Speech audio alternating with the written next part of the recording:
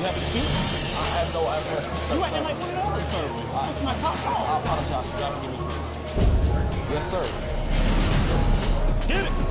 Hicks is the owner of a restaurant in Dallas. He has run the restaurant for many years, earning an excellent reputation for its delicious food and comfortable dining environment. The restaurant has enjoyed thriving business year-round. However, recent increasing employee complaints have deeply worried him. The new manager, Tony, manages in a strict, almost military-like manner, even appearing cold and ruthless. Many employees couldn't tolerate it and resigned. Having no other choice, Hicks sought help from a private investigation team, hoping to uncover the truth. Upon receiving the commission, Charles quickly devised a plan. He discreetly installed multiple cameras in key locations throughout the restaurant. Meanwhile, the undercover agent Ben put on a waiter's uniform, familiarized himself with the service procedures, and prepared his disguise. Once everything was ready, Charles invited Hicks into the monitoring room. The clear, smooth 360-degree surveillance footage impressed Hicks with the team's professionalism. Initially, everything in the surveillance footage seemed orderly. Tony gathered the employees in a line, briefly emphasized work requirements and reporting procedures, and then assigned them to their respective positions, preparing for the evening service. Hicks nodded to himself, acknowledging Tony's diligence and sense of responsibility, but the next second his smile froze. Tony walked straight up to Shanita, staring at her with sharp eyes, criticizing her for not having clean shoes and for her crooked tie. He even nitpicked about her walking posture being incorrect. Then, ignoring Shanita's helpless expression, he personally demonstrated the correct way to walk. Hicks's face was filled with disbelief. Just then, Charles gave instructions to Ben through his earpiece. Ben, wearing his uniform, pushed open the door and entered, intentionally arriving 5 minutes late. To test the manager's reaction, Tony immediately stepped forward. Ben sincerely explained that he was late because of traffic, but Tony showed no sign of forgiveness, instantly switching to boot camp mode. He relentlessly criticized Ben for his lack of punctuality, then ordered him to do push-ups as punishment. Even more shocking, after punishing Ben, Tony put on white gloves and went into the kitchen, meticulously inspecting the cleanliness of every corner. He bent down to wipe the gaps between the stovetops and touched the edges of the utensils. His standards were extremely strict, almost to the point of being nitpicky. Even in places that were already spotless, he still demanded that they be cleaned again. The employees struggled to keep up with him, but dared not object. Before long, Otis, who was more than 40 minutes late, arrived breathless. Tony gestured for him to come to the kitchen to talk, so as not to disturb the customers in the front of the restaurant. Once in the kitchen, Otis sincerely apologized, but Tony ordered him to do push-ups on the spot. After the punishment, Tony then made Otis go outside and run. This scene shocked and angered Hicks in the surveillance room. He finally realized that things were far more serious than he had imagined.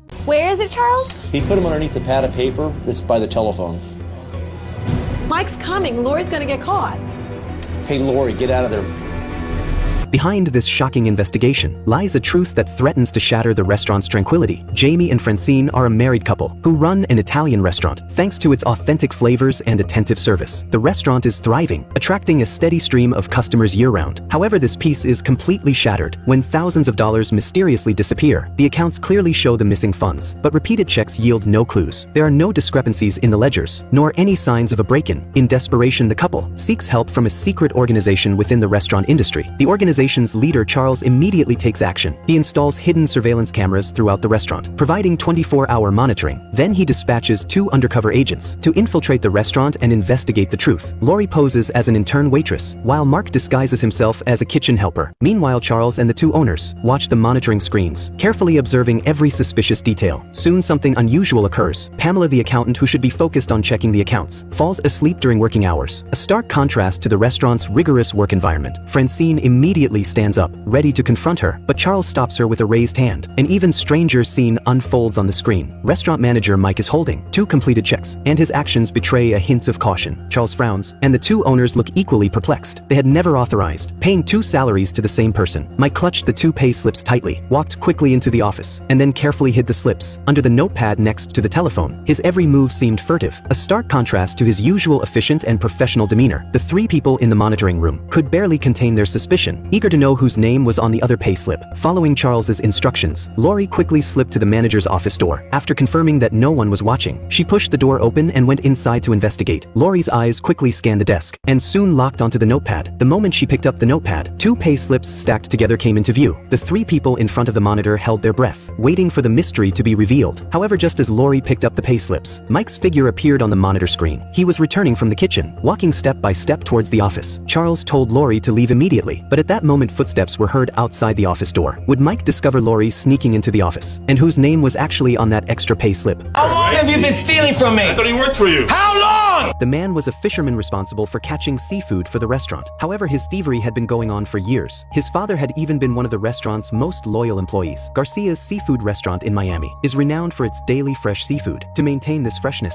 owner Luis assembled a dedicated fishing fleet that catches 700 to 800 pounds of precious stone crabs every week. This is the restaurant's core competitive advantage. But recently the catch has inexplicably dropped by half. The loss of thousands of dollars every week made Luis suspicious. Someone was secretly stealing the goods. And among these fishermen, many were longtime family employees he had trusted since childhood. Their fathers had also worked at the restaurant before. To uncover the truth, Luis sought help from a mysterious team. They quickly installed hidden cameras in key locations at the restaurant and the dock. Undercover agent Jack, disguised as a dock worker, infiltrated the workforce. The investigation had just begun when the surveillance cameras captured shocking footage. At 4 in the morning, while other fishermen were busy repairing fishing gear and preparing to go out to sea, fishermen Steven and Leo were drinking bottled beer. The fishing boat was about to depart, but the two of them remained indifferent. This scene enraged Luis. He had always strictly prohibited drinking during working hours because it not only affects work efficiency, but also directly relates to safety at sea. Meanwhile, undercover agent Jack sent back crucial clues. The cargo inventory at the dock was merely a formality. The record keeper consistently concealed the actual catch quantities, being deliberately vague about crucial data. Even during peak unloading times, he would use equipment malfunctions as an excuse to delay registration. Each time he would wait until the cargo was haphazardly piled up before hastily making the records. As the investigation deepened, more hidden truths surfaced. Luis clearly saw in the surveillance footage that Steven and Leo waited until daytime, when the dock was bustling with people and the inventory process was chaotic, and brazenly moved some high-quality stone crabs quickly onto the black pickup truck, then openly resold them to other seafood vendors. Their skilled movements indicated they were repeat offenders. Luis stared intently at the surveillance screen, his expression growing increasingly serious. These fishermen, whom he had always considered family, not only violated work regulations, but also betrayed his trust of many years. Undercover agent Jack was still secretly collecting evidence, and the hidden cameras continued to record everything. Did Steven and Leo have other accomplices? Was there a hidden motive behind the record keeper's delays? This betrayal unfolding on the dock concealed even more unknown truths, waiting for the mysterious investigation team to uncover them one by one. Get the out of here now. What do you mean? Out. You, come with me. You, come here. Out. Go this way. Where are we going?